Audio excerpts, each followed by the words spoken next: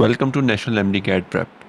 हम स्टार्ट करने वाले हैं सब्जेक्ट वर्ब एग्रीमेंट के लेक्चर्स, जिसमें हम सब्जेक्ट वर्ब एग्रीमेंट से रिलेटेड रूल्स को पढ़ेंगे, जो कि वेरी इंपॉर्टेंट हैं फॉर एमडी कैट। मैं कोशिश करूंगा कि रूल्स को काफ़ी सिंपल और इजी वे में समझाऊं, ताकि आपको याद रखने में बिल्कुल आसानी हो। रूल्स स्टार्ट करने से पहले आपको चंद बातें याद रखनी है। हम सब्जेक्ट से स्टार्ट करते हैं कि सब्जेक्ट जो है वो नाउन या प्रोनाउन को कहते हैं। मैं पिछले लेक्चर में बताया था कि सब्जेक्ट उस चीज़ को कहते हैं जिसके बारे में बात की जा रही हो। सब्जेक्ट नाउन भी हो सकता है और प्रोनाउन भी हो सकता है। नाउन मतलब कोई नाम वगैरह, कोई चीज़ हो गई। Pronoun he, she, for example. अब सिंगुलर सब्जेक्ट के बाद हमेशा सिंगुलर वर्ब आता है। आपने ये चीज़ हमेशा याद रखनी है। प्लूरल सब्जेक्ट के बाद हमेशा प्लूरल वर्ब आता है। ठीक है। सिंगुलर वर्ब जैसे कि इज़ हो गया, वॉज हो गया। अब प्लूरल हेल्पिंग वर्ब जैसे कि वर हो गया, आर हो गया। अब सेंटेंस का जो नॉर्मल स्ट्रक्चर है वो क्या होता है? एक सब्जेक्ट होता है, उसके बाद हेल्पिंग वर्ब आता है, उसके बाद वर्ब आता है, उसके बाद ऑब्जेक्ट आता है। ऑब्जेक्ट सेंटेंस का वो पार्ट है या वो चीज़ है जिसके ऊपर काम किया जा रहा हो, और जो काम कर रहा होता है वो होता है सब्जेक्ट, और जो काम वो कर रहा होता है दैट इज़ द वर्ब। अच्छा, तो फर्स्ट रूल है हमारे पास, two subjects connected by and. मतलब एक सब्जेक्ट और दूसरा सब्जेक्ट, उसके दरमियान एंड हो, तो तब हमारे पास दो रूल्स आते हैं।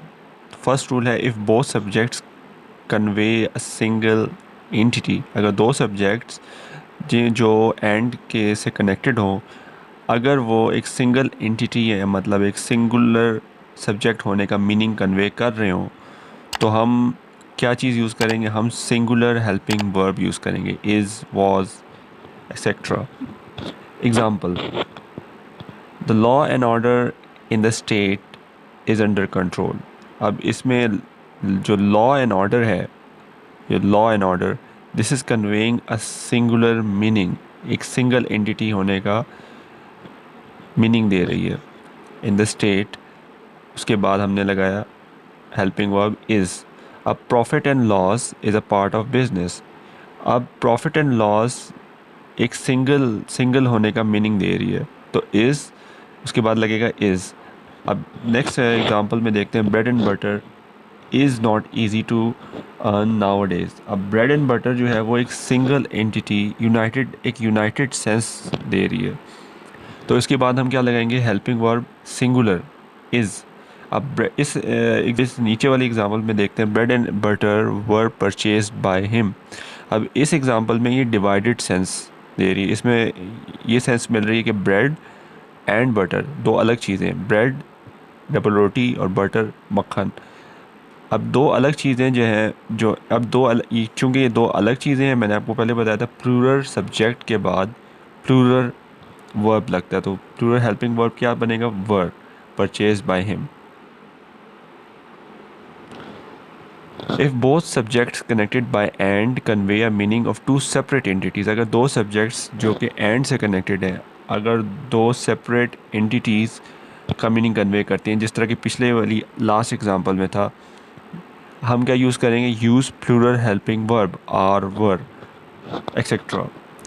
Examples, Bilal and Ali were studying English under a tree. अब इसमें बिलाल है एंड अली है, दो अलग अलग सब्जेक्ट्स हैं, एक सब्जेक्ट ये हो गया, एक सब्जेक्ट ये हो गया, और ये डिवाइडेड सेंस दे रहे हैं। तो इसके बाद क्या लगेगा? हेल्पिंग वर्ब वर लगेगा।